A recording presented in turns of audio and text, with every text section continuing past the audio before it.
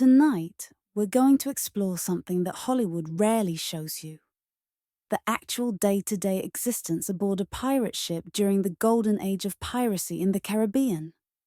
Not the sword fights or the treasure hunts, but the ordinary moments, the waiting, the routine, the small tasks that filled the hours between sunrise and sunset on the open water.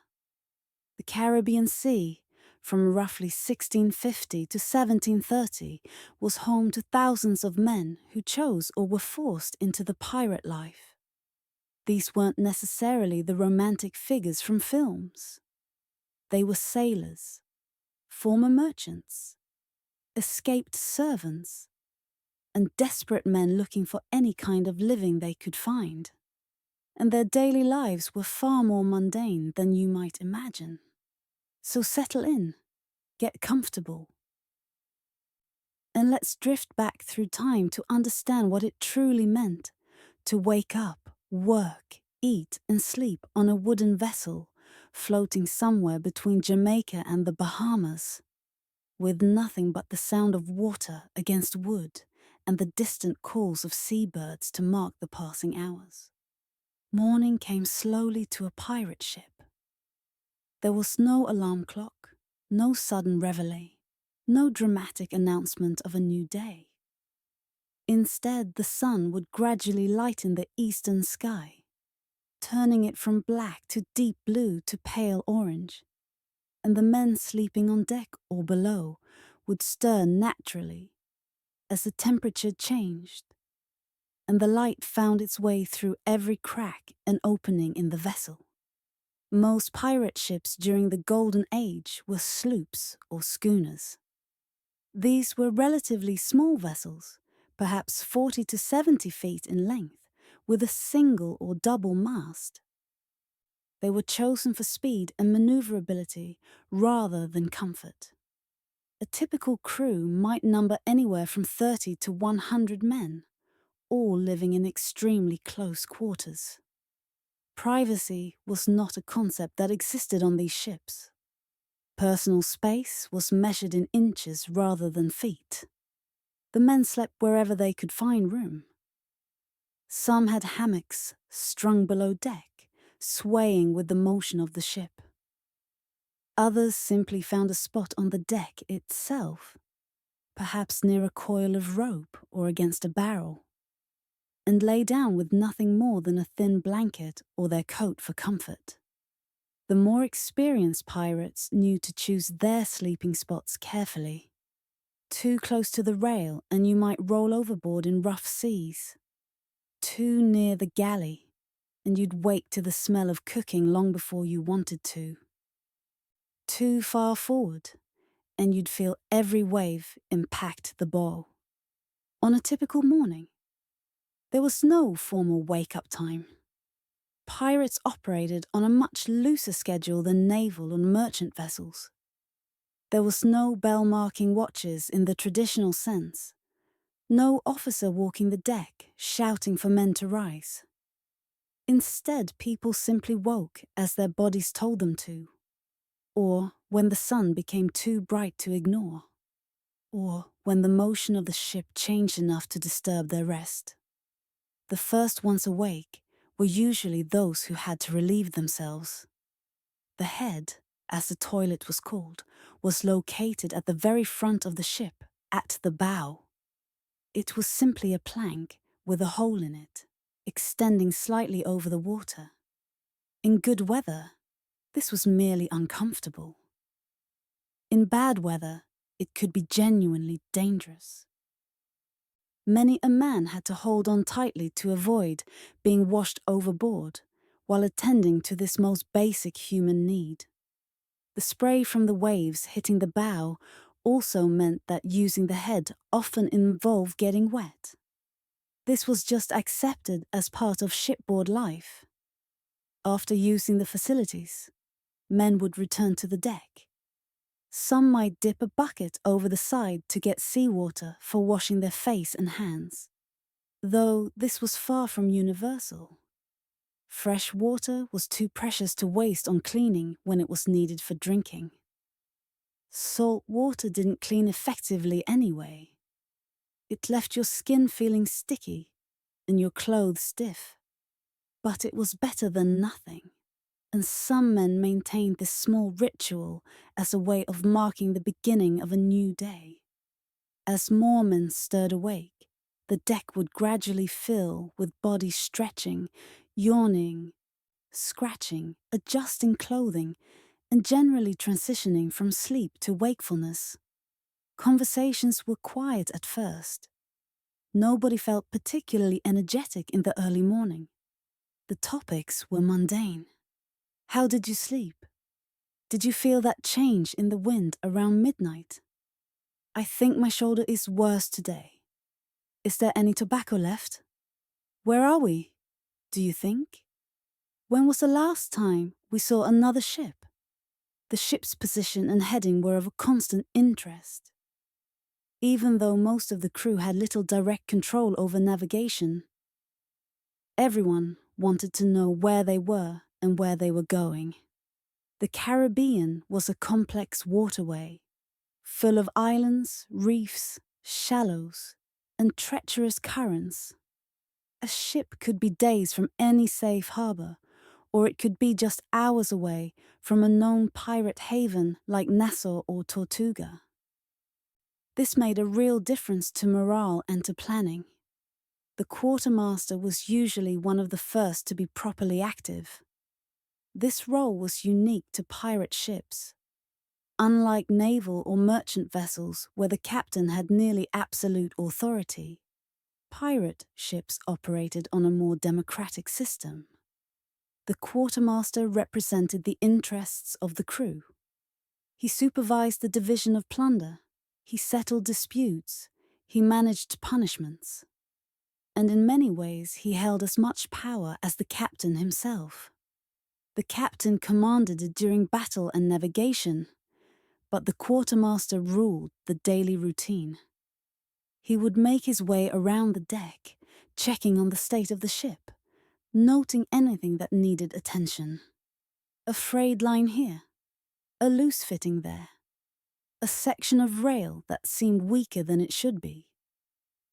He would remember these things and assign them later to someone with the appropriate skill. For now, though, it was simply a matter of assessment, of understanding what the ship needed. The helmsman, if they had changed watch during the night, would be standing at the tiller or wheel, maintaining the heading that had been set the evening before. This was often boring work. Hour after hour of small adjustments, keeping the sails properly aligned with the wind, making sure the vessel didn't drift off course. But it required constant attention. A helmsman who fell asleep or lost focus could cause the ship to veer dangerously, potentially losing hours of progress or worse, running aground on some unseen sandbar. As the sun climbed higher, the temperature would begin to rise. In the Caribbean, even in what passed for winter months, the heat could become oppressive by mid-morning. The men who had been sleeping in the sun would relocate to shaded areas. Those who had been covered would remove their coats or shirts. The deck itself would grow warm to the touch, and the tar used to seal the seams between planks would begin to soften slightly, releasing its distinctive smell into the air. Food on a pirate ship was a source of constant concern. Unlike military vessels, which had supply chains and regular ports of call, pirate ships had to make do with whatever they could obtain through capture, trade, or occasional legitimate purchase. Meals were simple, repetitive, and rarely satisfying. But they were necessary, and they followed a routine that gave structure to the day. Breakfast was typically the lightest meal. After 12 hours or more since the previous evening's supper, men were hungry, but not so hungry that they needed a large quantity of food. The goal was simply to take the edge off the appetite and provide enough energy for the morning's work. The ship's cook was not usually a skilled position. Most pirate crews didn't have someone who had trained as a professional cook. Instead, the role went to whoever was willing to do it, or whoever was least useful for other tasks. Sometimes it was a man who had been injured and couldn't perform heavy labor. Sometimes it was an older crew member whose strength was fading. Sometimes it was simply someone who enjoyed the relative security of having a defined role that kept him away from the more dangerous aspects of piracy. The cook worked from the galley, which on a small ship was really just a contained firebox on the deck. This was necessary because having an open flame below deck on a wooden ship was far too dangerous. The galley fire was carefully managed, fed with whatever wood could be spared, and watched constantly to ensure it didn't spread. On rough days, cooking was nearly impossible, and the crew would have to make do with cold food. But on calm mornings like the one we're imagining, the cook could light the fire and begin his work. For breakfast, the usual offering was a soup or porridge. This was made from whatever grains were available. Sometimes it was oatmeal if the ship had recently captured a merchant vessel carrying Scottish or English goods. Sometimes it was a corn-based mush if they had traded in a Spanish port. Sometimes it was simply old bread soaked in water until it became soft enough to eat. The result was rarely appetizing, but it was warm and filling, and that was sufficient. The cook would prepare this in a large pot, letting it simmer over the fire while he occasionally stirred it to prevent burning. The smell would drift across the deck, alerting the crew that food was nearly ready. Men would begin to gather near the galley, wooden bowls or plates in hand, waiting their turn. There was usually an informal hierarchy to this. The senior crew members, those who had been with the ship longest or had proven themselves in battle, would eat first. Then the ordinary sailors. Finally, any recent additions to the crew or those currently in disfavor for some minor transgression would eat last, hoping there would be enough left over. Each man would approach the pot, and the cook would ladle out a portion into their container. There were no seconds. Whatever you received was your share for that meal. Pirates operated on a strict division of resources. Everyone got the same amount, from the captain to the newest sailor. This equality in rations was one of the principles that distinguished pirate ships from naval vessels, where officers ate far better than common sailors.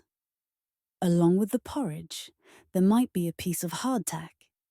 This was a dense, unleavened biscuit made from flour, water, and salt, baked until it was rock hard. Hardtack could last for months or even years without spoiling, which made it ideal for sea voyages. But it was notoriously difficult to eat. Fresh hardtack was merely hard. Old hardtack was like trying to eat a piece of wood. Many pirates would soak their hardtack in their porridge or in water to soften it before attempting to chew it. Even then, it could be a challenge. Broken teeth were common among sailors, and hardtack was often to blame.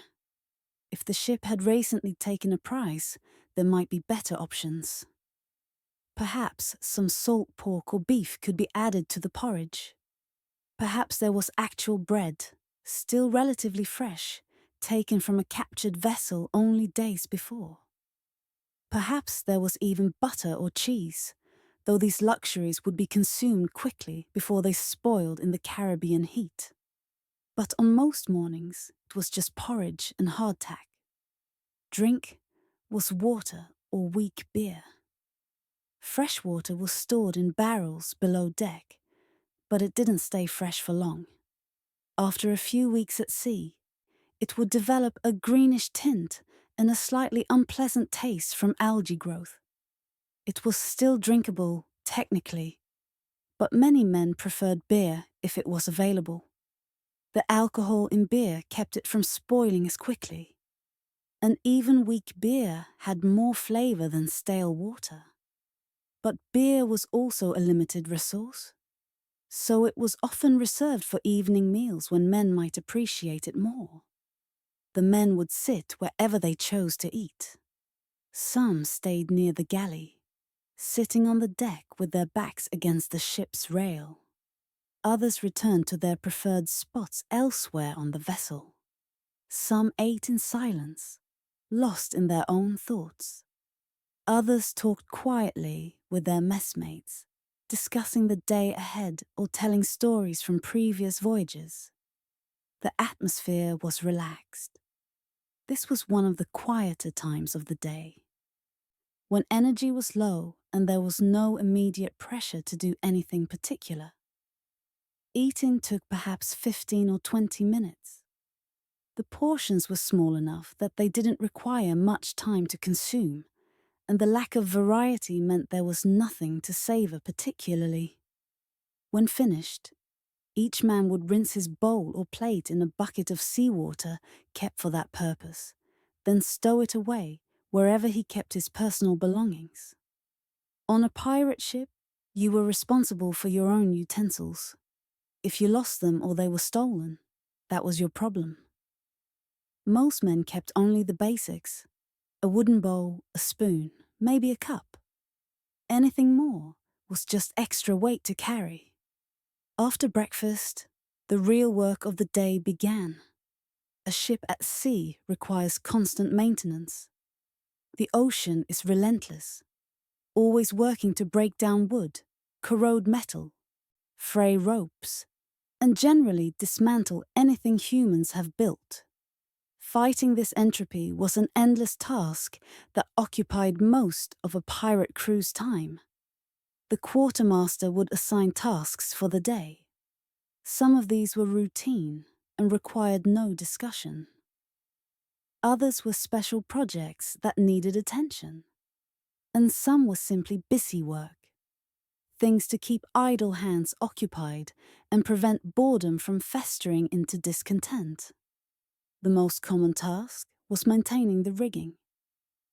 Every sailing ship depended on a complex network of ropes, lines, and cables to control the sails. These were made of hemp or other natural fibers, and they were constantly exposed to sun, salt water, and stress. They would stretch when wet and shrink when dry, creating uneven tension. They would chafe against wooden fittings and gradually wear through.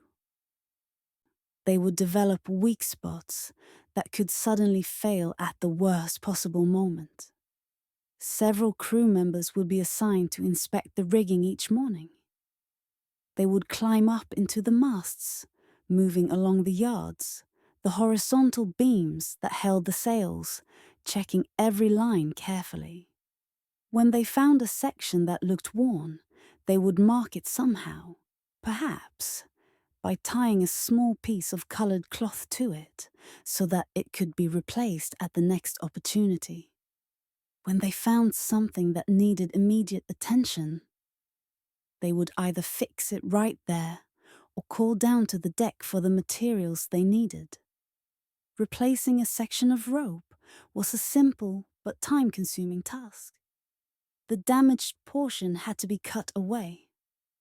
New rope had to be spliced in, the ends woven together in a specific pattern that would hold under stress. This required skill and patience. A poorly done splice could fail, potentially causing a sail to come loose or even a mast to fall. So it was work that had to be done carefully, even though there was pressure to do it quickly so the crew could move on to other tasks. Other men would be assigned to maintain the deck itself. The wooden planks were sealed with tar to keep water from seeping through into the spaces below. But tar wore away under constant foot traffic and needed to be regularly reapplied. This was hot, messy work. The tar had to be heated until it was liquid enough to spread, then brushed onto the deck seams while it was still warm. The smell was strong and somewhat unpleasant. The tar would stick to everything it touched, including skin and clothing. And once it dried, it was nearly impossible to remove.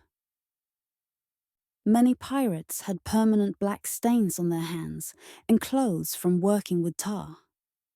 While some men worked on the deck, others would be down in the hold, checking the cargo and supplies.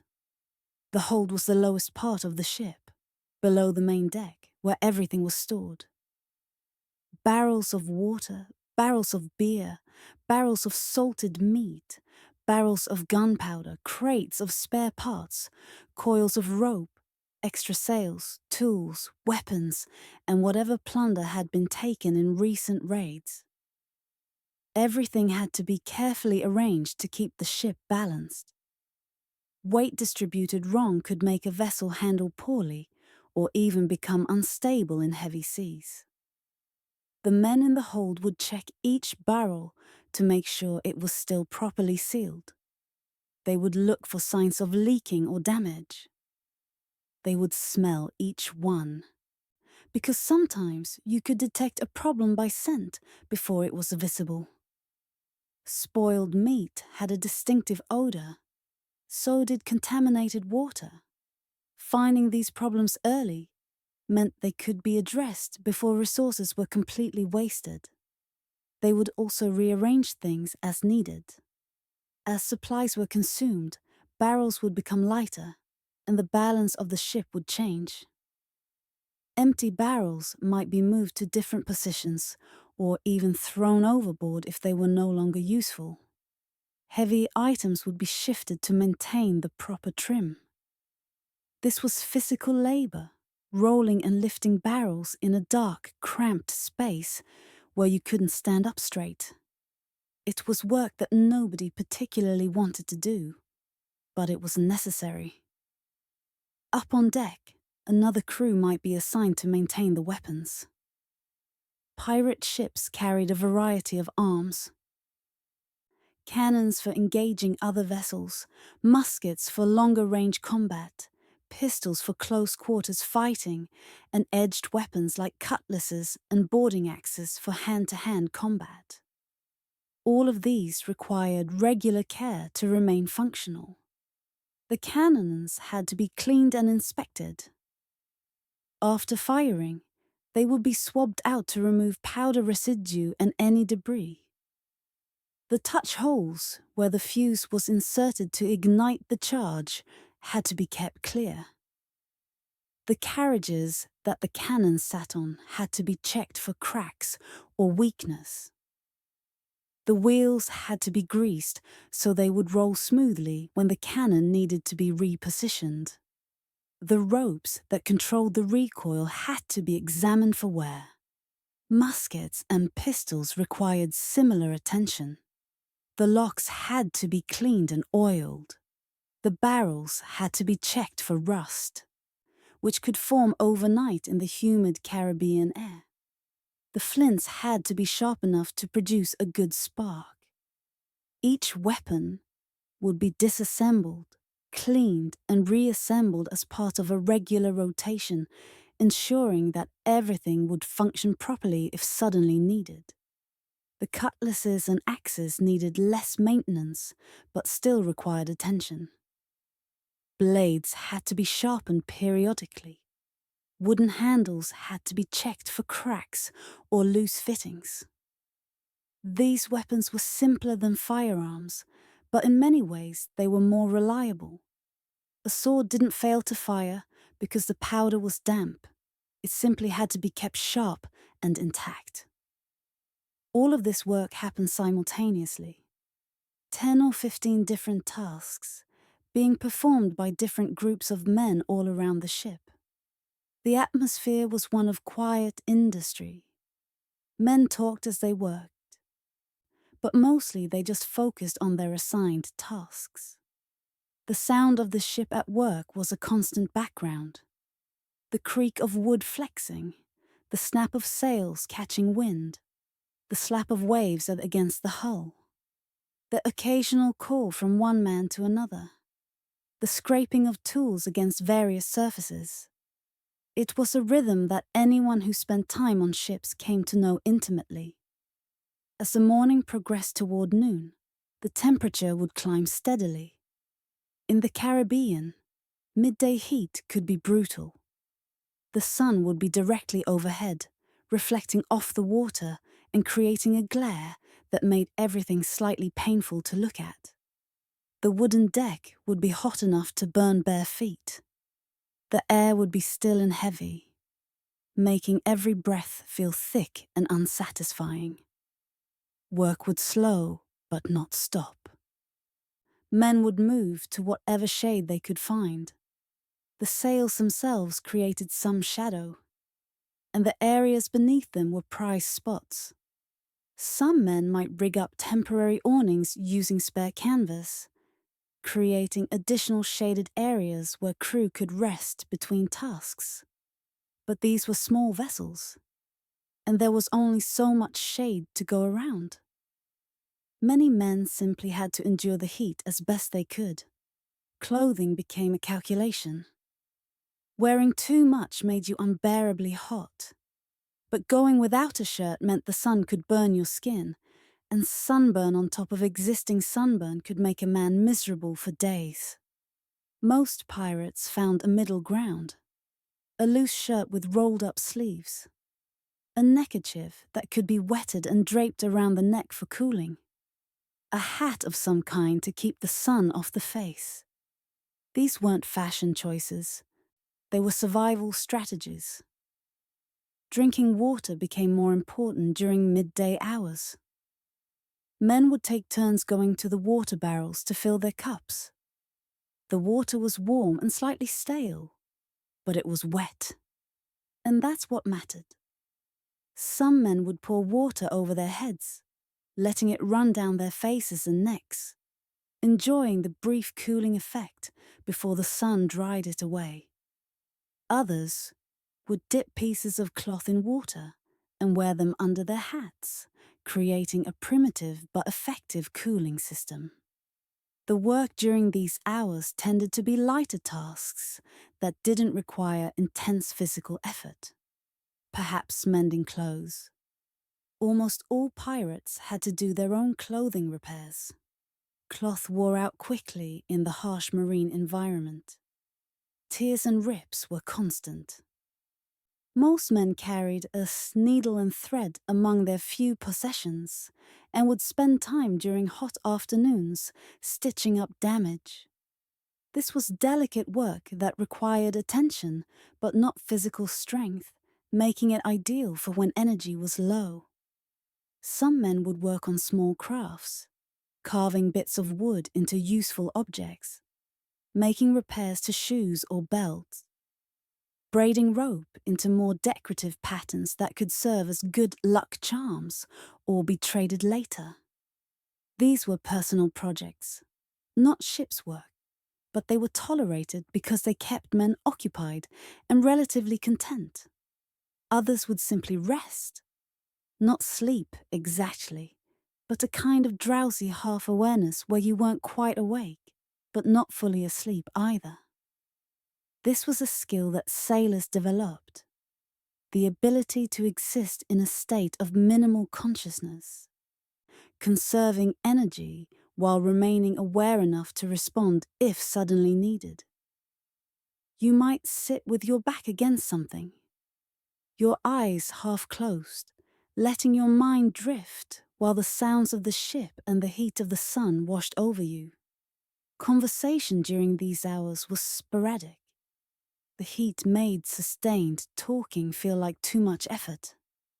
When men did speak, it was in short sentences. Comments about the weather, observations about clouds on the horizon, speculation about when they might sight land again.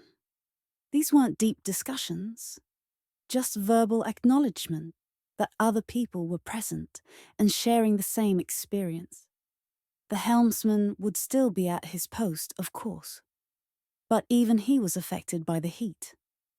Staying alert for hours in direct sun was exhausting. On larger ships, or on pirate vessels that followed more formal procedures, the helmsman would be relieved regularly, allowing fresh men to take the position. But on smaller or more casual crews, a man might stay at the tiller for an entire watch, perhaps 4 hours, simply because it was easier than organizing a rotation. The lookout, posted high up on the mast, had perhaps the worst position during midday. Up there was no shade at all, and the heat was even more intense. But someone had to watch for other ships, for land, for any change in conditions that might require the crew to respond. So, a man would cling to his perch, squinting into the bright sky, trying to spot anything worth reporting. Most of the time, there was nothing to see, except empty ocean in every direction. But the one time he failed to spot an approaching ship could be disastrous, so the watching continued. Noon was marked, if at all, by a simple observation, the sun reaching its highest point.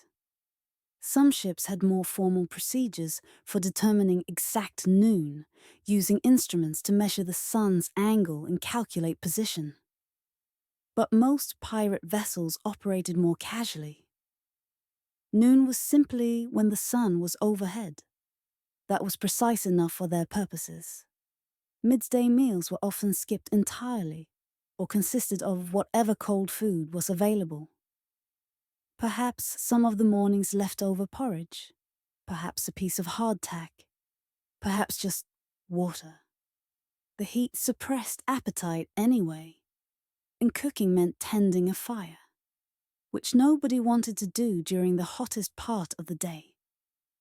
So men would nibble on whatever was at hand and wait for the afternoon to bring slightly cooler temperatures and renewed energy. As the sun began its slow descent from its zenith, energy would gradually return to the crew. The temperature would remain high, but the worst of the heat would be past. Men would stir from their midday torpor and begin to engage with the world again. The afternoon brought a different kind of activity than the morning. Less focused on maintenance and more on preparation, practice, and personal matters. For a pirate vessel, weapons practice was important, but not constant. Unlike military ships where regular drills were mandatory, pirates practiced their combat skills more irregularly. But when they did practice, it was taken seriously. A crew that couldn't fight effectively couldn't take prizes, and couldn't take prizes meant no plunder, and no plunder meant no reason to be a pirate. The quartermaster might call for gun drill. This meant running through the process of loading and firing the cannons without actually shooting them. Each gun crew would go through the motions, swabbing the barrel to clear it, loading the powder charge, ramming it down, adding the cannonball, ramming it down, priming the touch hole, taking aim, and then stopping before actually lighting the fuse. The goal was to do this quickly and smoothly, so that in actual combat the process would be automatic. Loading a cannon properly took practice. If you didn't ram the powder charge firmly enough, the cannon wouldn't fire with full force. If you used too much powder, the cannon could explode. If the ball wasn't seated properly, it could roll out or fire erratically. Each step had to be done in sequence and done correctly. The gun crews would run through this several times, with the quartermaster watching and offering corrections when he saw mistakes. Small arms practice was simpler but still valuable. Men might spend time loading and dries, firing their muskets and pistols, becoming familiar with the mechanics of their weapons. Some might practice their aim, shooting at floating debris or distant objects. though this used up ammunition, so it was done sparingly. More often, it was just handling practice. Drawing pistols quickly, checking that muskets were ready to fire, making sure everyone knew how to reload under pressure. Cutlass work required a different kind of practice. Unlike guns, which had a fairly straightforward procedure, sword fighting involves skill and judgment. Some pirates were natural fighters who had learned through experience. Others were less skilled and needed instruction. Afternoon practice might involve paired sparring, using wooden practice swords or dulled blades so nobody got seriously hurt. The better fighters would teach the others. Not out of altruism necessarily, but because having a crew where everyone could handle themselves in combat benefited everyone. They would demonstrate basic techniques: how to parry an incoming strike, how to thrust effectively, how to move your feet to maintain balance on a rolling deck. This weren't formal lessons with the instructor and students, but rather informal sharing of knowledge among men who needed each other to survive. Not every afternoon involved weapons training. Some days, the focus was on sailing skills. Pirates needed to be competent sailors, not just fighters. They needed to know how to handle the sails, how to read the wind, how to respond to changing conditions. The more experienced sailors would sometimes teach the less experienced ones how to tie certain knots properly, how to climb the rigging safely, how to reef a sail in heavy weather, how to estimate distance to the horizon based on the height of the sun. This knowledge transfer was often informal and situational. Someone would ask a question, and someone else would demonstrate the answer. Or an experienced man would notice someone doing something incorrectly and step in to show the right method. There was no curriculum, no systematic training program. Instead, it was organic education, driven by immediate needs and individual curiosity. The afternoons also brought time for personal projects. Some pirates were skilled at crafts and would work on items they could later sell or trade. Carving scrimshaw, decorating pieces of whalebone or ivory with intricate designs. Making rope work, creating decorative knots or braided items. Repairing or improving their own equipment. Perhaps adding a leather grip to a weapon or reinforcing a piece of clothing. Others would spend this time gambling. Cards were popular when they were available. Dice could be used even on a rolling ship, though you had to find a relatively flat surface and create some kind of boundary to keep them from rolling away. These games were usually for small stakes, tiny amounts of whatever currency the crew had on hand, or perhaps rations or future shares of plunder. The point wasn't necessarily to win big, but rather to pass time and add some small excitement to the routine. Storytelling was another common afternoon activity. Men would gather in loose groups and share tales. Some were from their own experiences, adventures from previous voyages, close calls, interesting ports they had visited. Others were stories they had heard from other sailors, tales that had been passed around the Caribbean for years. Some were probably true, others were likely exaggerated, and some were pure fiction. But truth wasn't the point.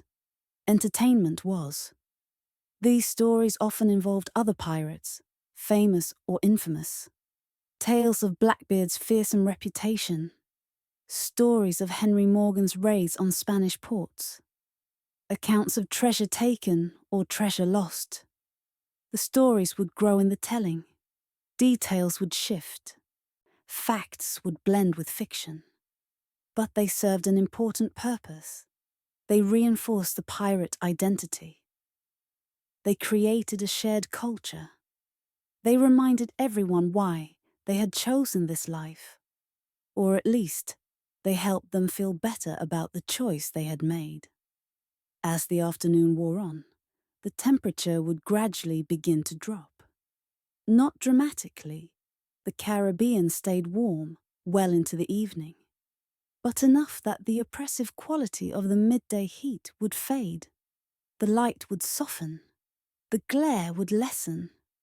The wind might pick up slightly as the land and sea temperatures differential changed.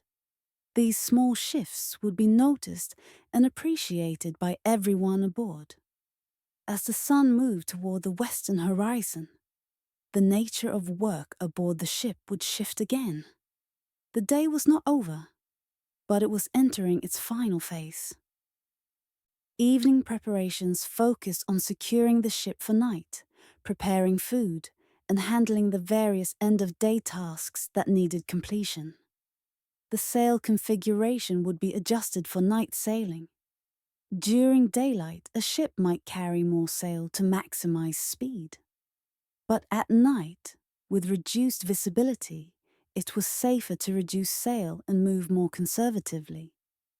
The crew would work together to reef the sails, gathering up sections of canvas and tying them off so that less surface area was exposed to the wind.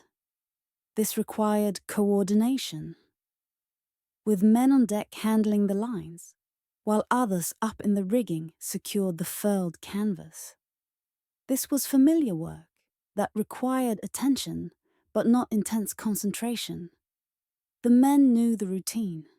Each person had their position and their role. The process would unfold smoothly, with minimal need for discussion. Occasional calls would echo across the deck, confirming that each section was secure, that each line was properly cleated, that everything was ready for the night ahead. The lookout might be changed at this time as well. A fresh man would climb up to the crow's nest, or wherever the lookout position was located, while the man who had been on watch would climb down, stiff and tired from hours of standing in one spot. The new lookout would scan the horizon carefully, checking in every direction for any signs of other ships, land, or weather changes. As the light faded, his job would become harder, but also more important. Dangers that might be visible from miles away during the day could suddenly appear very close at night. Down in the galley area, the cook would begin preparing the evening meal. This was typically the main meal of the day, more substantial than the morning porridge or the minimal midday snack. If the ship had fresh meat or fish, this was when it would be cooked. More commonly, the evening meal consisted of salt pork or salt beef, boiled until it was relatively tender, served with whatever vegetables might be available. The vegetables were usually root vegetables like potatoes or turnips, or dried peas or beans. These could survive for weeks or months without spoiling, making them ideal for long voyages.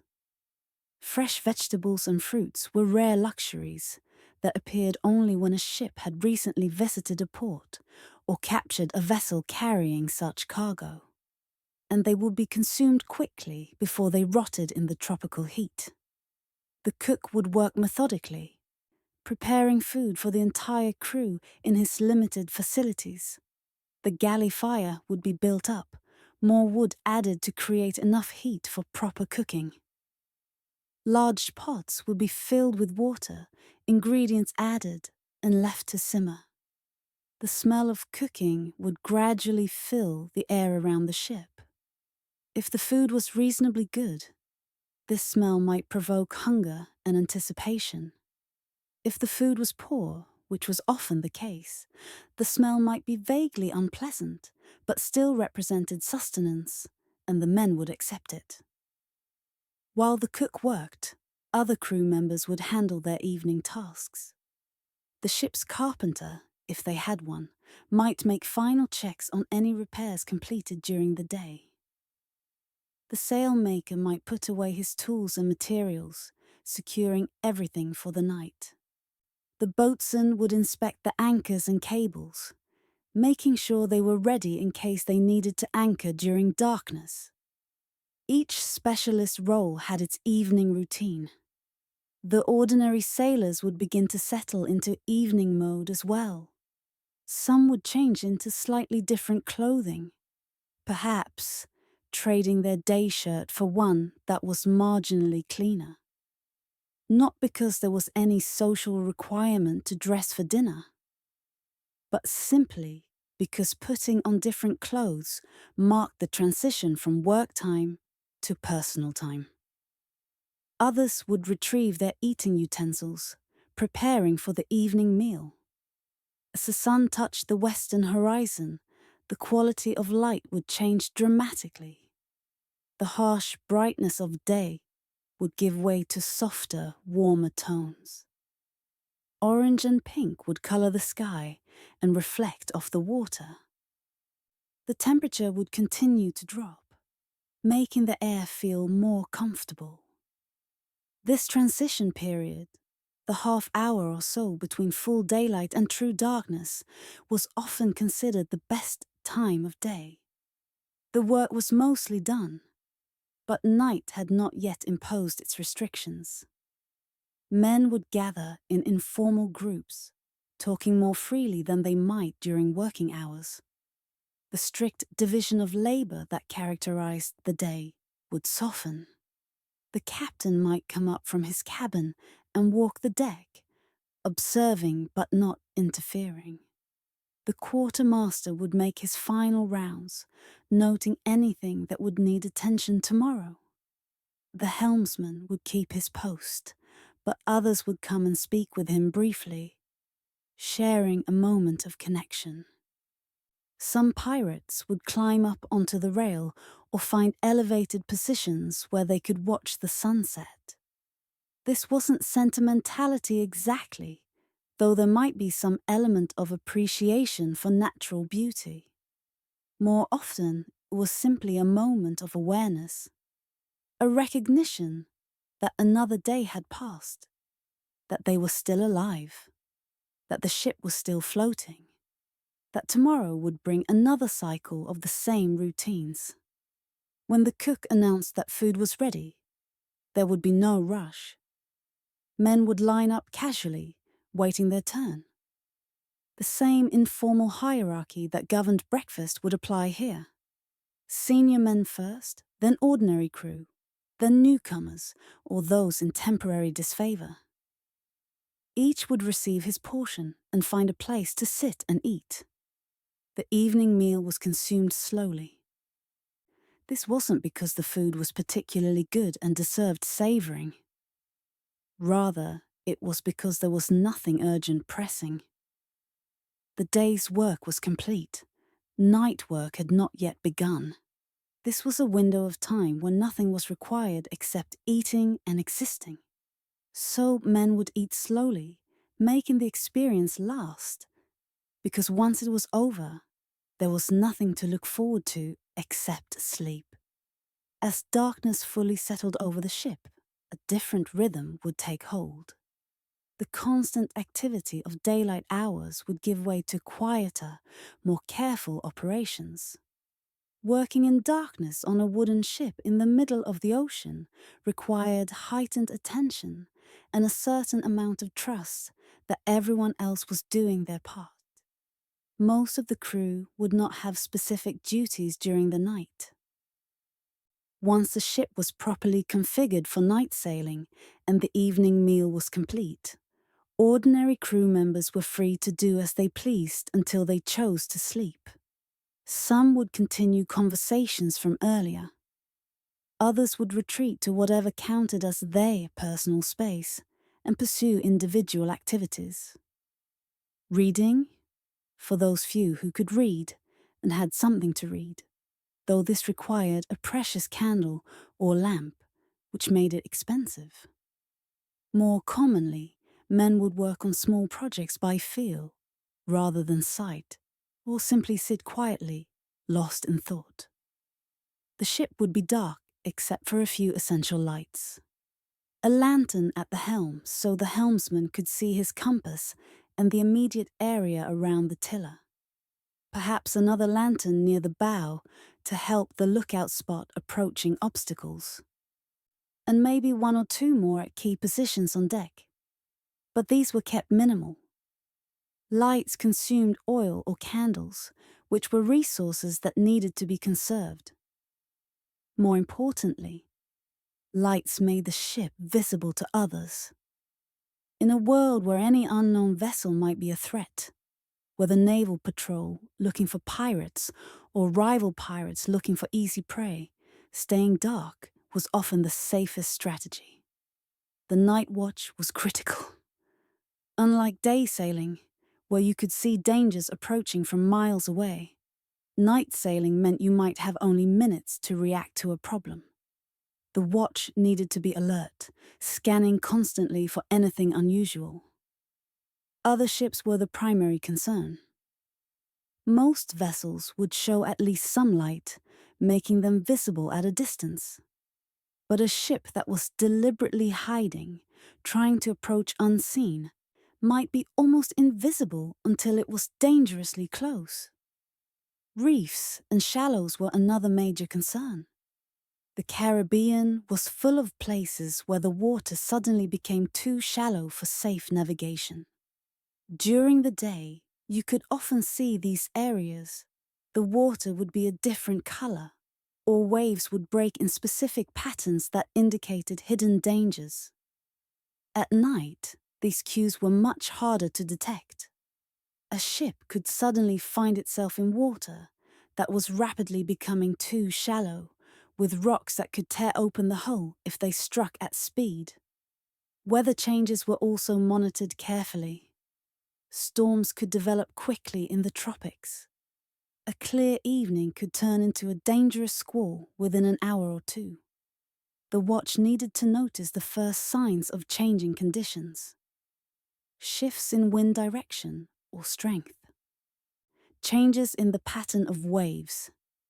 The appearance of certain types of clouds, even if barely visible in starlight. Any of these might indicate that conditions were deteriorating, and the crew needed to be roused to handle the situation. The men assigned to night watch would rotate through shifts. On most pirate ships, this was handled informally. The quartermaster might designate who would take which watch, or it might simply be understood that certain men preferred certain hours, and that arrangement was allowed to continue. A typical arrangement might have 3 or 4 watches through the night, each lasting 2 to 4 hours, depending on how many men were available and how rigidly the ship ran its schedule.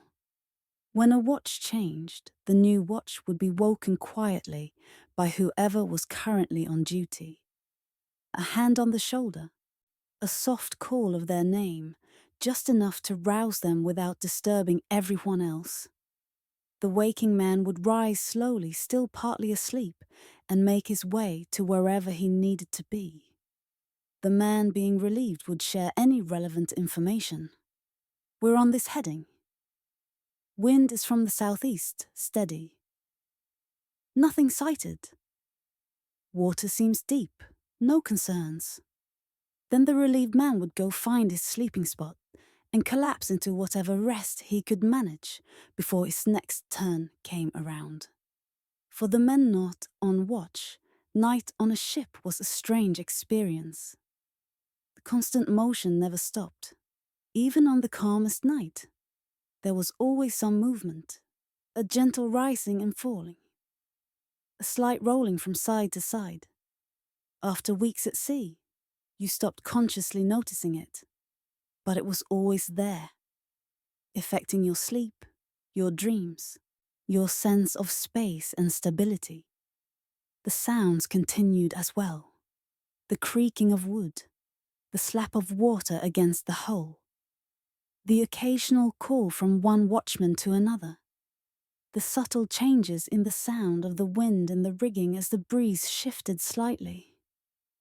Some men could sleep through anything. they would find their spot, lie down, and be unconscious within minutes, not waking until either their body had gotten enough rest or someone deliberately woke them. Others were lighter sleepers, constantly hovering on the edge of wakefulness, aware of every sound and motion, but still technically asleep. And some men struggled to sleep at all, lying in the darkness with their eyes open, thoughts wandering, waiting for exhaustion to finally overtake their active minds. The temperature at night in the Caribbean was generally comfortable. Cooler than the day, but not actually cold. Most men needed only light covering, if any. Some would use a blanket or their coat as a pillow, rather than as insulation. The bigger concern was dampness. Salt spray and the general humidity meant everything felt slightly damp all the time. Your clothes, your blanket, the wood beneath you, all had a subtle moisture that you learned to ignore but never quite got used to. The night sky at sea, far from any land, and with minimal light pollution, was spectacular when conditions allowed you to see it. Thousands of stars visible in every direction. The Milky Way, a distinct band of light across the sky. Planets bright enough to seem like they were glowing rather than merely reflecting light. For men who had grown up in cities or ports where lights obscured the night sky, this could be a revelation. Even for experienced sailors who had seen it countless times, a particularly clear night could inspire a moment of awe. But mostly night was endured rather than enjoyed. It was the time when work stopped and rest began. But it was also a period of vulnerability, a time when dangers could approach unseen, when problems could develop without warning, when the natural human unease about darkness combined with the very real risk of sea travel to create a low-level anxiety that persisted even in sleep. Life on a pirate ship wasn't entirely spent on the open deck. Below-deck spaces existed, though they were cramped and often uncomfortable. Understanding what happened in these dark, confined areas gives a fuller picture of daily life aboard these vessels. The main deck was the primary living and working space, but below it was another level, usually called the gun deck on larger ship, or simply the hold on smaller vessels. This space served multiple purposes. It was where cargo and supplies were stored. It was where men might sleep when weather made the upper deck impossible to occupy. And it was where the ship's few private spaces existed. Most of the below-deck area was devoted to storage. As mentioned earlier, everything needed for a voyage had to be kept somewhere, and space was at a premium. Barrels dominated the landscape down here. Water, beer, salted meat, gunpowder, all stored in wooden barrels that were remarkably sturdy and efficient containers. These barrels would be stacked and wedged into position, creating a maze of narrow pathways between them. Walking around below deck required care even during calm seas. The ceiling was low enough that most men had to crouch or duck their heads. The light was minimal, usually just what filtered down from the hatches above, or whatever dim illumination came from a carefully shielded lantern. You learned to move or feel as much as by sight, knowing where obstacles were because you had been down here many times before. The smell below deck was distinct, a mixture of bilge water, which was the stagnant water that collected in the lowest part of the ship, the scent of tar and wood, the tang of gunpowder, the organic smell of food stores, some fresher than others, and the unavoidable smell of human habitation, sweat and other bodily odors concentrated in an enclosed space with poor ventilation. It wasn't pleasant, but you learned to tolerate it because you had no choice. Some crew members preferred to sleep below deck rather than on the open deck above. Below deck offered protection from weather. When it rained or when seas were rough and spray was constant, being below could mean staying relatively dry. It also offered some privacy, or at least more privacy than the completely open upper deck. You could find a corner or a space between barrels where you were out of sight of others, which some men valued. The trade-off was comfort. Below deck was stuffier, the air was worse, and the sense of confinement was stronger. During hot days, the below-deck areas could become stifling. The heat would build up with no breeze to disperse it, making the space feel like an oven. Many men would retreat above, despite the lack of privacy, simply because the air was breathable. For sleeping, those below deck would use hammocks if they had them. A properly rigged hammock was actually one of the more comfortable sleeping options on a ship.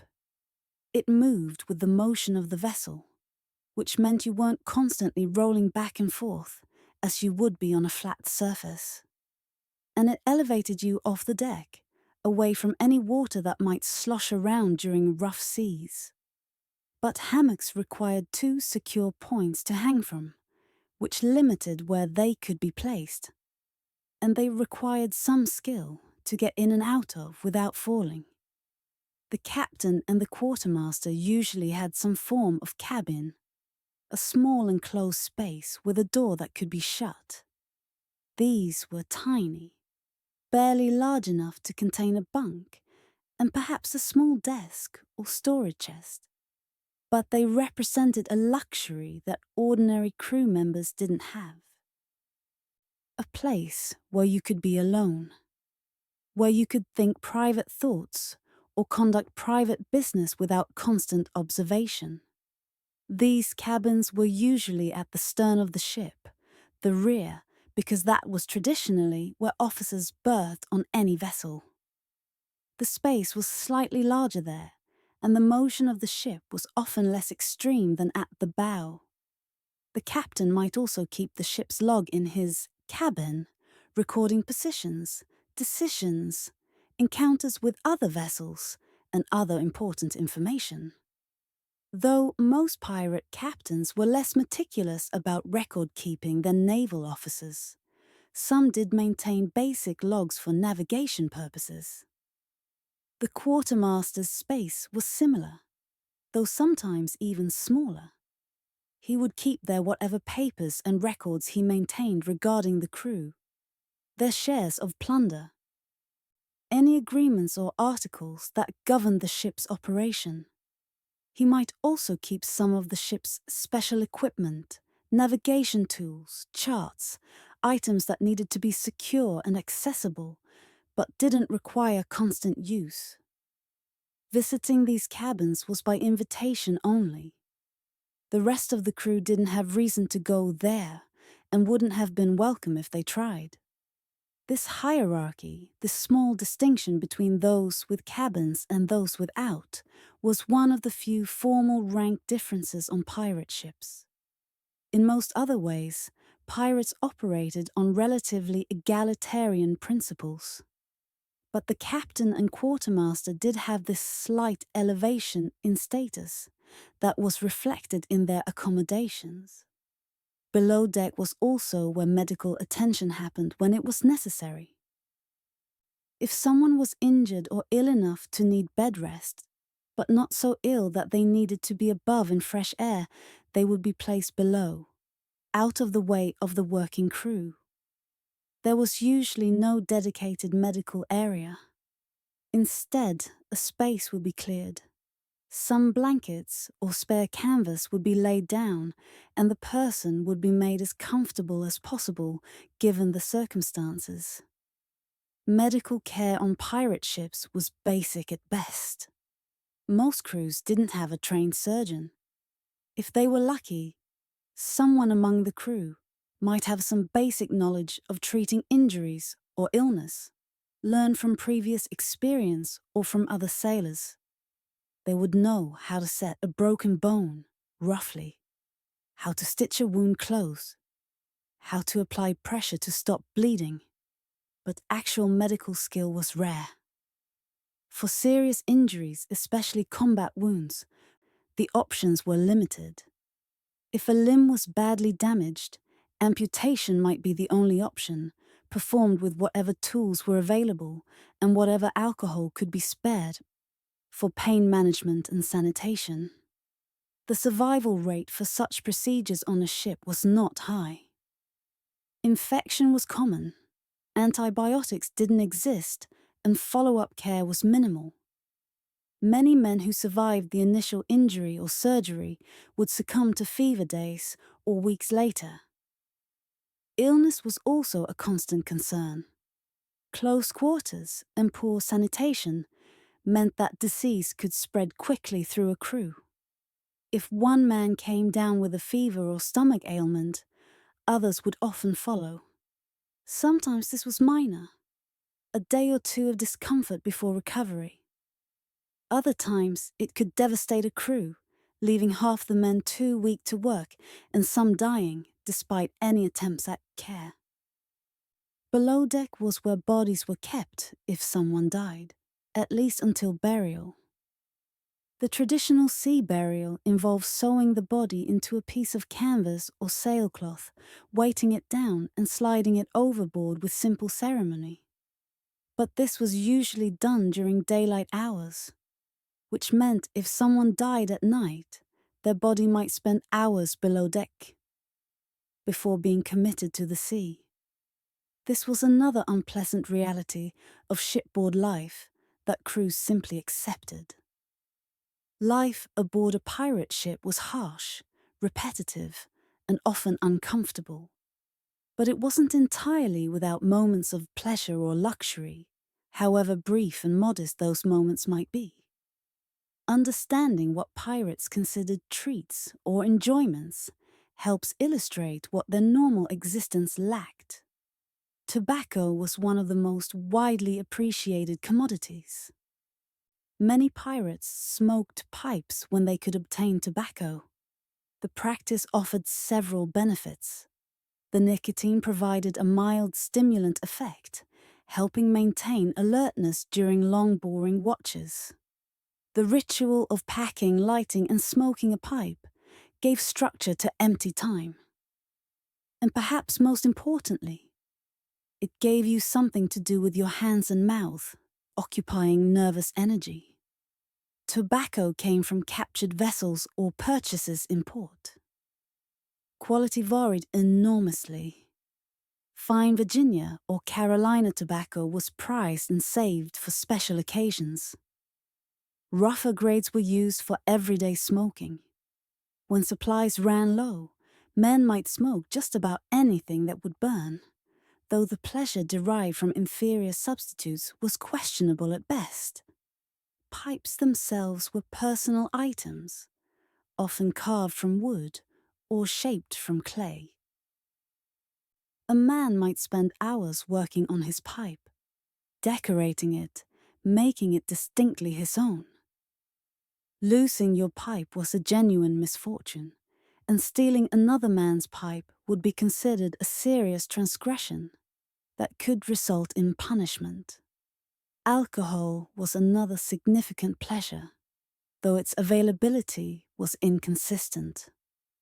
Rum was most closely associated with pirates, partly because it was produced throughout the Caribbean, and partly because it stored well and was relatively cheap. When a ship had rum, it might be distributed as part of the evening ration, a small amount for each man. This wasn't enough to cause drunkenness, just enough to take the edge off the day and provide a moment of warmth and relaxation. Stronger drinking sessions were reserved for special occasions. After a successful capture of a valuable prize, the crew might celebrate with a proper drinking session. Or when making port in a friendly harbour, men might pool their shares to purchase enough alcohol for an evening of heavier indulgence. These celebrations could become quite rowdy, with singing, storytelling, and general abandon as men released pent-up tension. But excessive drinking was also understood to be dangerous on a ship. A drunk crew member could make fatal errors, fall overboard, or start fights that disrupted crew cohesion.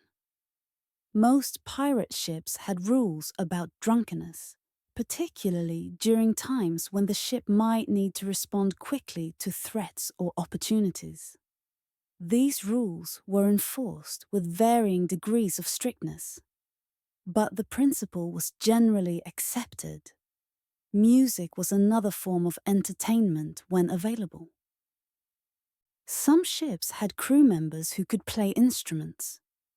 A fiddle was most common, being relatively portable and durable. A fife or whistle might also be present. These instruments would be brought out in the evening, and someone would play simple tunes while others might dance. Though dancing on a crowded ship required adaptation of traditional steps to the available space. Songs were passed around orally, with new crew members bringing new songs and old songs being taught to newcomers. Sea shanties served both practical and entertainment purposes. Some were work songs, with rhythms designed to coordinate physical labor like hauling on ropes. Others were story songs, narratives about famous pirates, great storms, or legendary treasures. And some were just drinking songs, vulgar and comedic, sung for the amusement they provided. Games were also part of shipboard entertainment. Cards, dice, and various betting games occupied time and provided excitement. These games might use whatever currency was available, but often they involved betting shares of future plunder or trading personal items. A man might bet his extra shirt against another man's tobacco, creating an informal economy of personal possessions that circulated through the crew. Some games were physical contests, arm wrestling, tests of grip strength, competitions to see who could climb the rigging fastest or perform some feat of balance. These served both as entertainment and as informal ways for men to establish status and respect within the group. Being known as the strongest or quickest or most skilled at something gave you a form of social capital. Fresh food was the rarest and most appreciated luxury. When a ship captured a vessel carrying fresh provisions, or when they visited a port where fresh goods were available, the improvement in diet was celebrated. Fresh bread instead of hardtack, fresh meat instead of salt pork. Vegetables and fruits that still had texture and flavor rather than being dried or pickled beyond recognition. Citrus fruit, in particular, was valuable not just for taste, but for health. The pirates didn't understand the chemistry of vitamin C and scurvy, but they knew from experience that eating oranges, lemons, or limes seemed to prevent or cure certain illnesses that developed on long voyages. So fresh citrus was both a treat and a medicine, something to be distributed and consumed quickly before it rotted in the tropical heat. Coffee and tea were luxuries that some pirates developed a taste for. These were expensive and not commonly available, but occasionally a captured ship would have supplies, and then crew members who had never tasted them might discover they enjoyed these stimulating beverages. However, preparing coffee or tea properly required fresh water and the ability to heat it, which made them impractical for regular consumption except in port. Letters from home were precious to those men who had maintained some connection to their previous lives. Mail was obviously irregular at best, but occasionally a ship arriving in port might carry letters that found their way to pirates who happened to be there. Receiving news from family, Learning what was happening in the places they had left behind provided an emotional connection that many men craved, even if they couldn't or wouldn't return. For those who could read, any book or printed material was valuable. Books were expensive and fragile, not ideal for ship life.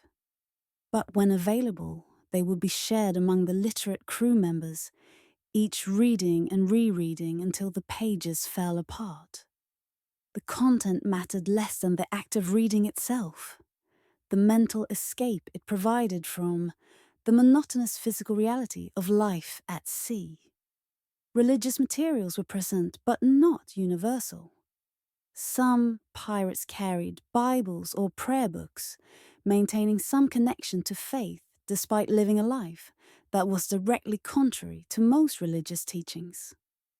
These men might pray privately, or might gather small groups for informal worship.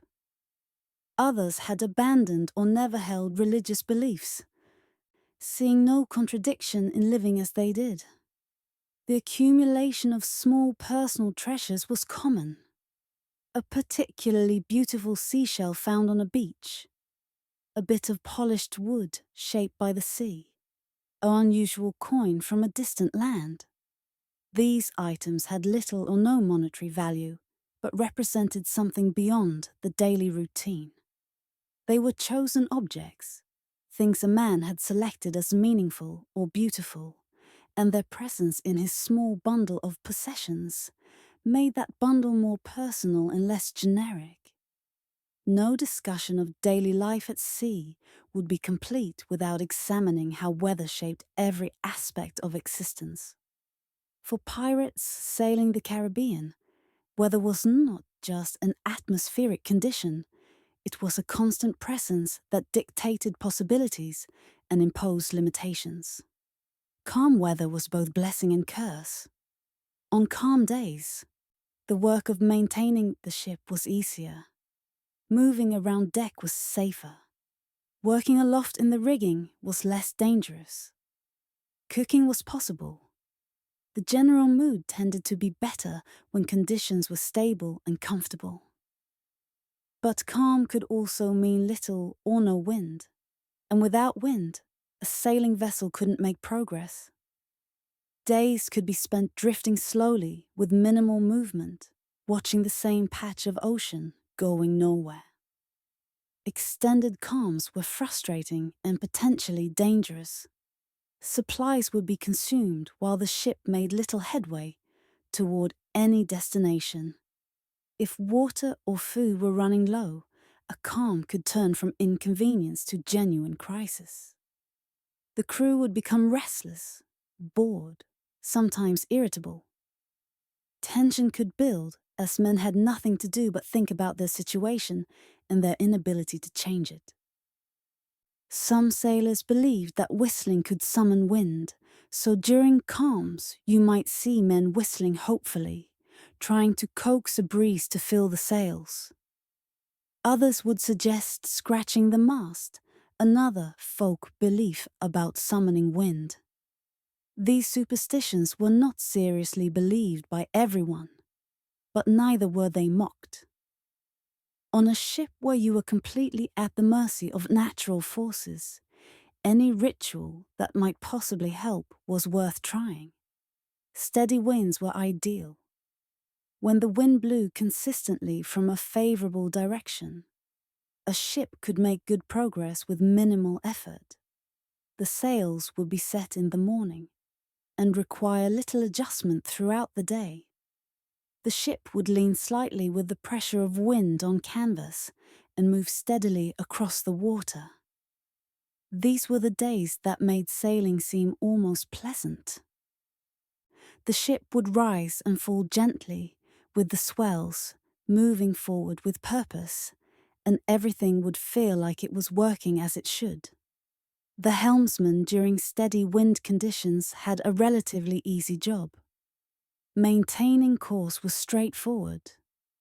The ship would want to sail in a particular direction, given the wind angle, and his job was simply to let it do so while making small corrections to account for current or slight wind shifts.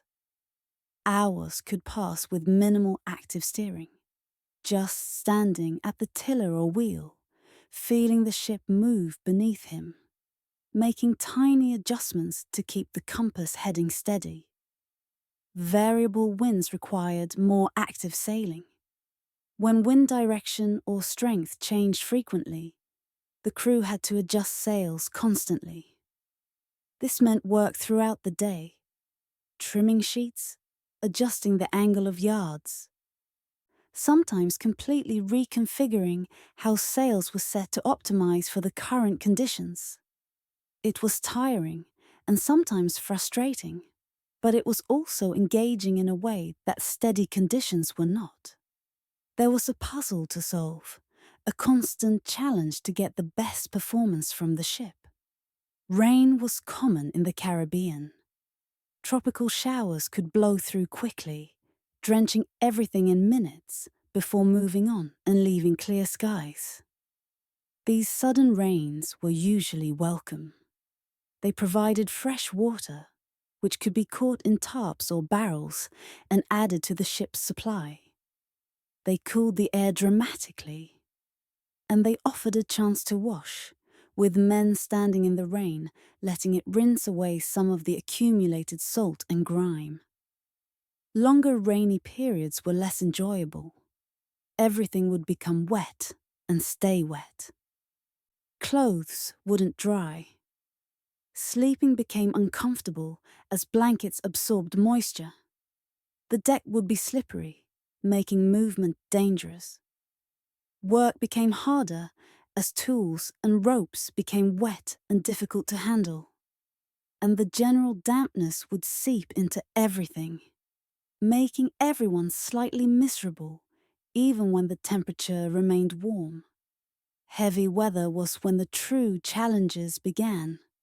Strong winds and high seas turned a ship from a relatively stable platform into a wildly moving, often dangerous environment. When a storm approached, the crew had to prepare quickly, reducing sail to prevent damage, securing anything loose that might be swept overboard, reinforcing critical areas that might fail under stress, and then enduring whatever the storm brought. During a serious storm, normal routine would completely break down. All hands would be needed, working in shifts to manage the ship. Some men would be at the tiller, fighting to keep the ship pointed safely into waves. Others would be working the sails, adjusting them constantly as wind direction changed. Some would be below, manning the pumps to remove water that inevitably leaked in through hatches and seams.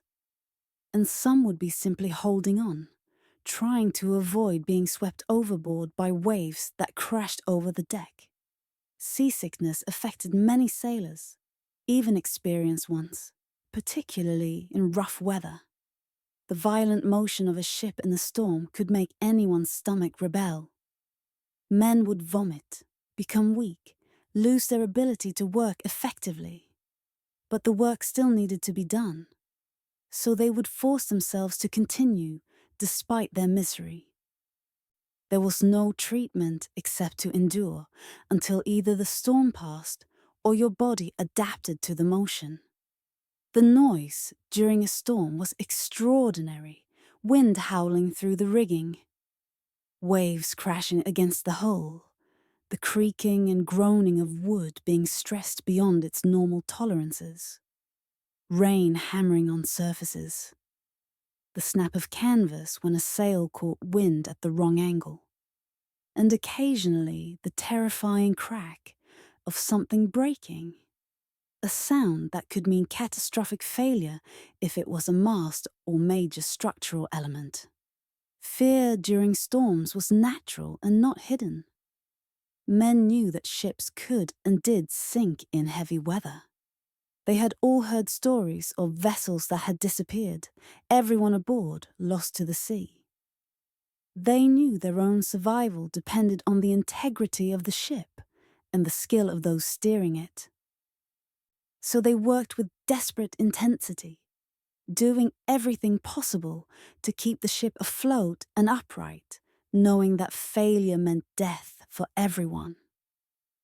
After a storm passed, the work would continue. Damage assessment, finding and repairing anything that had broken, pumping out water that had accumulated below, drying things out, reorganizing supplies that had shifted. It might take a full day or more to restore the ship to normal conditions after a significant storm.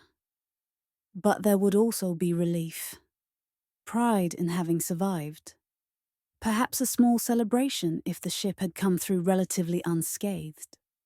Hurricanes were the worst weather challenge in the Caribbean. These massive storms could destroy even large, well-built ships. Pirates learned to read the signs that might indicate a hurricane was approaching. Changes in air pressure that they felt rather than measured. Unusual cloud formations. Changes in the behavior of birds or fish. The color and feel of the sky. These subtle cues might provide a few hours of warning. Enough to find shelter if they were near land, or to prepare the ship as best they could if they were caught at sea. A ship that survived a hurricane had usually been through a near-death experience. The crew would be exhausted, sometimes injured, sometimes having lost members overboard during the storm. The ship would likely be damaged, possibly severely. But they would be alive, and that counted for everything. While much of a pirate's time was spent in relative isolation, the possibility of encountering other ships was always present and shaped decisions and routines. Understanding how pirates dealt with other vessels illuminates both their predatory nature and their caution. Spotting a sail on the horizon was always significant. The lookout who first spotted another ship would call down to the deck, alerting the entire crew. Everyone would stop what they were doing and look in the indicated direction, trying to make out details. How far away? What direction it was traveling? How fast it seemed to be moving? What kind of ship it might be based on the configuration of masts and sails? This moment was always tinged with uncertainty. Every unknown ship represented both opportunity and danger. It might be a merchant vessel carrying valuable cargo, a potential prize worth pursuing. Or it might be a naval warship, representing a serious threat that should be avoided. Or it might be another pirate ship, which could mean anything from alliance to conflict depending on circumstances. The decision about whether to approach an unknown vessel was not made casually. The captain and quartermaster would confer, probably consulting with other senior crew members. They would consider multiple factors: their own ship's condition and readiness for either combat or flight, the current availability of supplies, whether they desperately needed to take a prize or could afford to be selective, the strategic situation, whether this area was known to have heavy naval patrols that made aggression risky. If the decision was made to pursue and investigate, the ship would alter course to intercept. This might take hours depending on relative positions and speeds. During this time, the crew would prepare for various possibilities. Weapons would be checked and made ready. Fighting men would gather their personal weapons. Gun crews would prepare their cannons. But this preparation was done calmly, without the urgent panic of imminent combat. It was methodical work that everyone knew how to do. As the distance closed, more details would become visible. The flag being flown, though this was often misleading since ships regularly flew false colors. The number of gun ports, indicating how well armed the vessel was. The height of the hull out of the water, suggesting whether it was fully loaded or relatively empty. The activity on deck, whether it suggested a military crew running a tight ship or a merchant crew less ready for combat. When ships came close enough to communicate, the first contact was usually a hail. Someone would shout across the water or use a speaking trumpet to amplify their voice. "What ship is that?" Or, "Where are you bound?" Basic questions that were standard maritime practice. The responses to these questions could be truthful or lies depending on the situation. A pirate ship might identify itself as a legitimate merchant or naval vessel. A merchant ship might claim to be something more dangerous than it actually was. If the target appeared to be an easy prize, worth taking, and unlikely to put up serious resistance, the pirates might identify themselves clearly and demand surrender. Sometimes this was done by raising a pirate flag, making it obvious what they were and what they intended. The sight of a pirate flag was often enough to cause a merchant crew to surrender without fight. They knew that resistance usually led to death or injury, while surrender often resulted in being robbed but left alive. The process of taking a prize, assuming the target surrendered, followed a general pattern. The pirate ship would come alongside, and armed pirates would board the captured vessel. They would secure the crew, often forcing them into the hold, or confining them in some other way. Then they would search the ship systematically, looking for anything valuable. What constituted valuable cargo varied. Obviously gold, silver, jewels, and coins were always prized. But many merchant vessels carried more mundane goods that were still worth taking. High-quality cloth, barrels of sugar or spices, tools and equipment, navigation instruments, medical supplies. Even food and water could be valuable if the pirate ship was running low. The pirates would take what they wanted, sometimes stripping the vessel nearly bare. The captured crew would be interviewed. Were any of them willing to join the pirate crew? Sometimes men who were tired of legitimate seafaring would volunteer to become pirates, attracted by the promise of better treatment and shares of plunder. Sometimes specialists, like carpenters or surgeons, would be forced to join whether they wanted to or not, because their skills were needed. The rest would usually be left aboard their now stripped ship, allowed to sail away, or sometimes set ashore somewhere if the ship itself was being taken. If a target appeared strong enough to put up a real fight, the decision became more complex. Pirates preferred easy victories.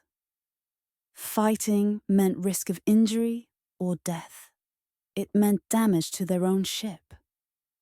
It meant consuming ammunition and other resources. So, if a potential prize looked like it would fight effectively, pirates often chose to let it go and look for easier targets. However, if the potential reward seemed worth the risk, or if the pirate crew was confident in their superior numbers or skill, they might choose to fight. Battle at sea was chaotic and terrifying.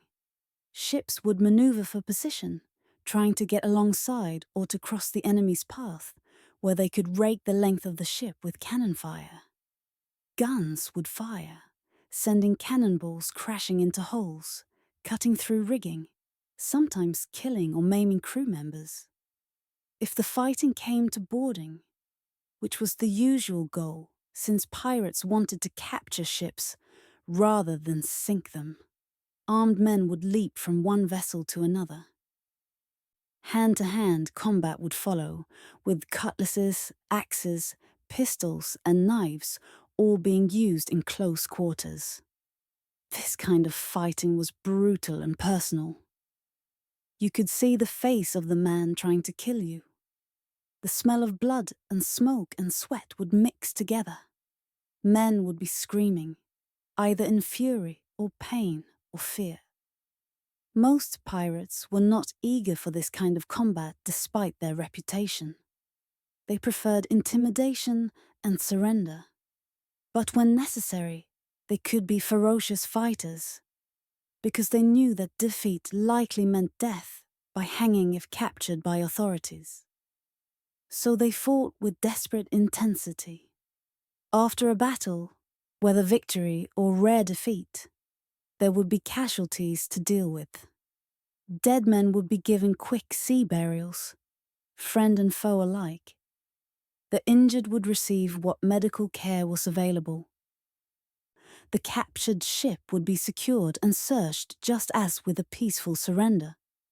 And then the pirate crew would assess the results. Was the prize worth what it cost? Had they gained more than they lost? These calculations were important for maintaining crew morale. Encounters with naval vessels were avoided when possible. Naval ships represented a genuine threat.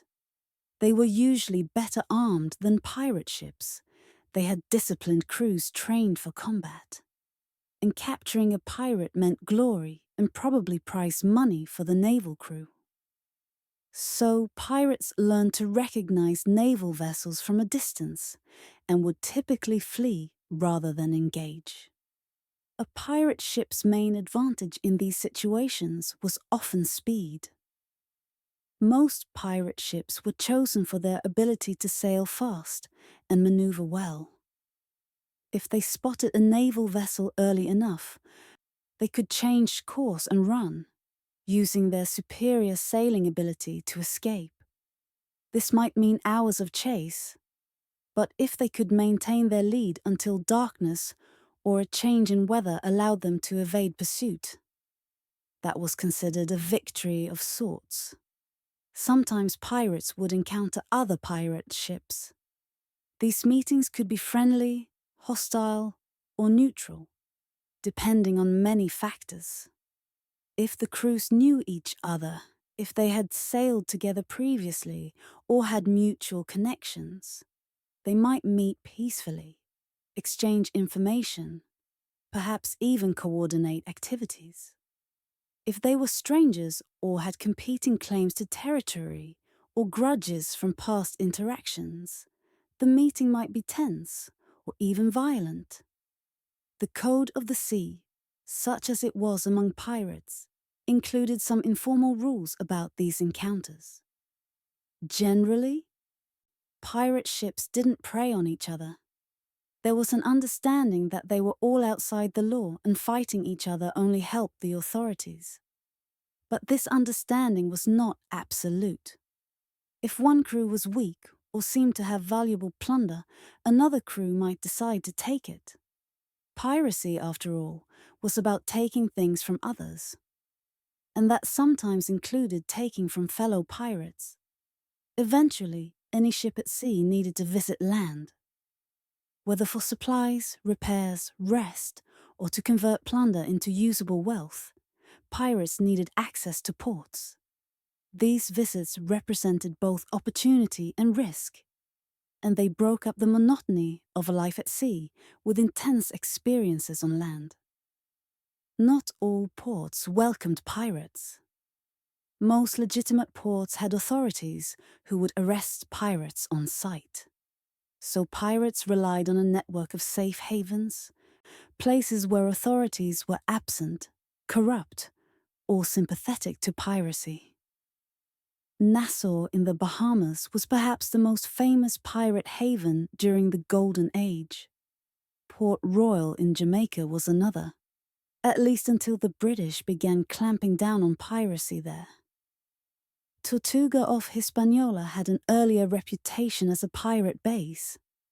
Approaching a safe haven after weeks or months at sea generated excitement among the crew. Men would clean up as best they could, changing into their better clothes if they had any. There would be discussions about what they would do first once ashore. Getting properly drunk was high on many men's lists. Finding a woman was another common priority. Eating fresh food that wasn't from the ship's stores. Simply walking on ground that didn't move beneath your feet. The process of actually entering port required care. Even in a safe haven, there were still risks. Other pirates might be there, and not all would be friendly. Naval vessels might appear unexpectedly.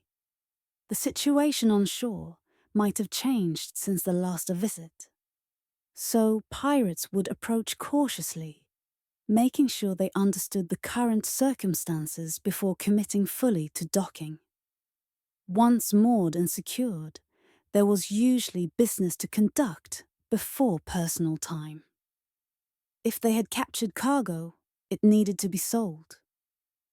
This required finding buyers, negotiating prices, and handling the transactions. Some ports had merchants who specialized in buying goods without asking too many questions about where they came from. These merchants got bargains, paying less than full value, but they provided the service of converting stolen goods into usable money. The division of plunder was a critical moment. According to the articles that most pirate crews followed, the captain and quartermaster received slightly larger shares, perhaps 1.5 or 2 times what ordinary crew received. Specialists like carpenters or surgeons might also receive extra. Everyone else received equal shares. This distribution had to be done fairly and transparently, because accusations of cheating could tear a crew apart. The actual division might happen aboard ship before going ashore, ensuring everyone knew what they had to spend. Or it might be done on shore, under the observation of the entire crew. Either way, it was a process taken seriously. Each man's share would be counted out, whether in coins or other portable valuables, and given to him directly. Some men received substantial amounts, particularly if the crew had taken several good prizes recently. Others might get much less if pickings had been slim. Once paid, men were free to do as they chose. Many went straight to taverns. In pirate havens, taverns catered specifically to sailors and pirates, understanding their clientele and what they wanted.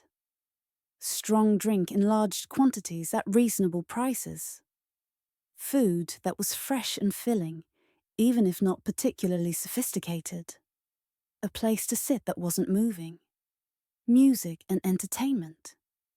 Drinking in port could become epic. Men who had been at sea for months with minimal alcohol would sometimes drink for days nearly continuously. This wasn't healthy or wise, but it was an understandable release of pent-up stress and boredom. Taverns would be crowded, loud, sometimes violent, as drunk men fought over perceived slights or old grievances. Injuries were common.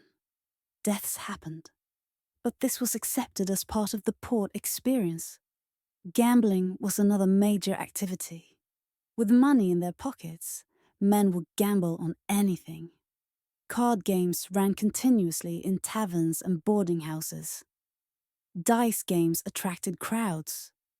Men would bet on fights, on races, on contests of strength or skill. Some pirates were skilled gamblers and could actually increase their money through careful play. Most were not, and would lose their shares quickly, ending up broke and needing to sign on for another voyage sooner than they might have wanted. Prostitution was widespread in ports, and many pirates would spend considerable portions of their earnings on sexual services. The conditions were often poor. The risk of disease was high, but men who had been at sea exclusively with other men for months would seek out female company regardless of the costs or risks. Some might develop temporary relationships with particular women during a port stay. Most simply patronized whoever was available. Shopping for supplies and equipment took up some time.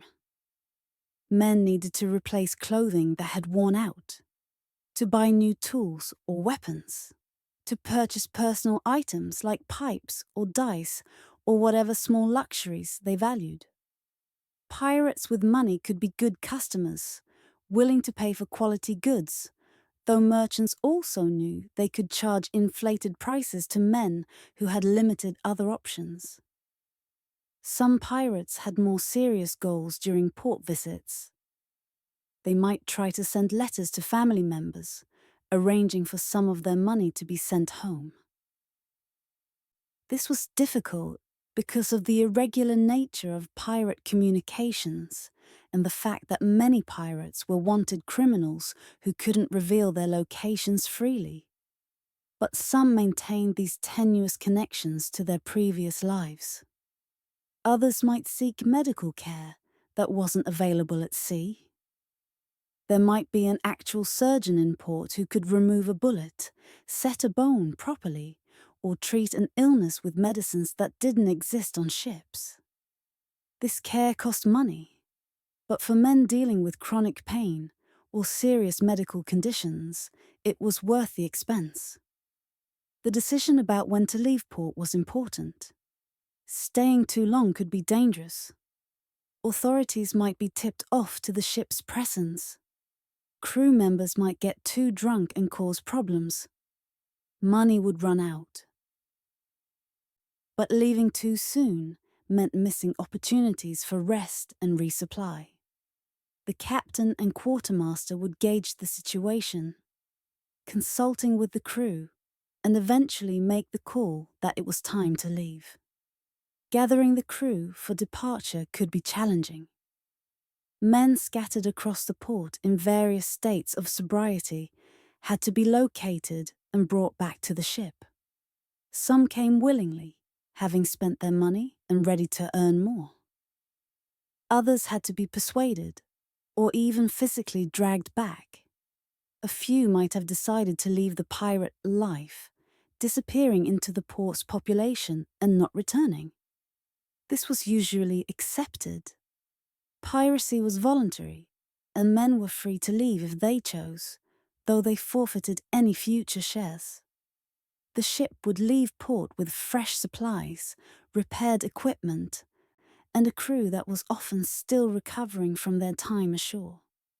The first days back at sea could be rough as men readjusted to the routine and sobered up fully. But gradually, the rhythm would re-establish itself. The days would return to their familiar patterns, and the memories of port would recede, becoming stories to be told and retold until the next visit to land. And so the cycle continued, day after day, week after week, month after month. The routines we've explored, the small moments and quiet hours, these were what actually comprised a pirate's life. Not the dramatic adventures of popular imagination, but the simple reality of existing on a wooden ship in the middle of the ocean, trying to survive and perhaps prosper in a dangerous world. The men who lived this life came from many backgrounds. Some had chosen piracy deliberately, rejecting the poverty and restrictions of legitimate society. Others had been forced into it by circumstances, seeing no other option for survival. Some enjoyed the freedom and democracy of pirate ships compared to naval or merchant vessels. Others endured it as a temporary necessity, hoping to eventually return to a more normal life. What united them was this shared experience. The same work, the same food, the same discomforts, and occasional pleasures. They learned to function together as a crew because their survival depended on cooperation. They developed relationships, friendships, rivalries, and all the complex social dynamics that emerge when people live in close quarters under stress. Most of them did not become rich. Most did not become famous. Most lived relatively short lives and died at sea, either in combat or from disease or from simple accidents. Their names were not recorded in history books. Their stories were not told except to each other. They were ordinary men living in extraordinary circumstances, trying to make the best of what they had. As you drift off to sleep tonight, perhaps you can imagine yourself there, on the deck of a small ship in the Caribbean. 300 years ago, the sun has set, and the stars are beginning to appear. The wind is steady, and the sea is calm. Your work for the day is done. Around you are your crewmates, some talking quietly, some already asleep. The ship rises and falls gently with the swells. The rigging creaks softly above you, and tomorrow will bring another day much like this one. And that was life for pirates of the Caribbean. Not dramatic or exciting, but real and human, and in its own way, complete. Rest well.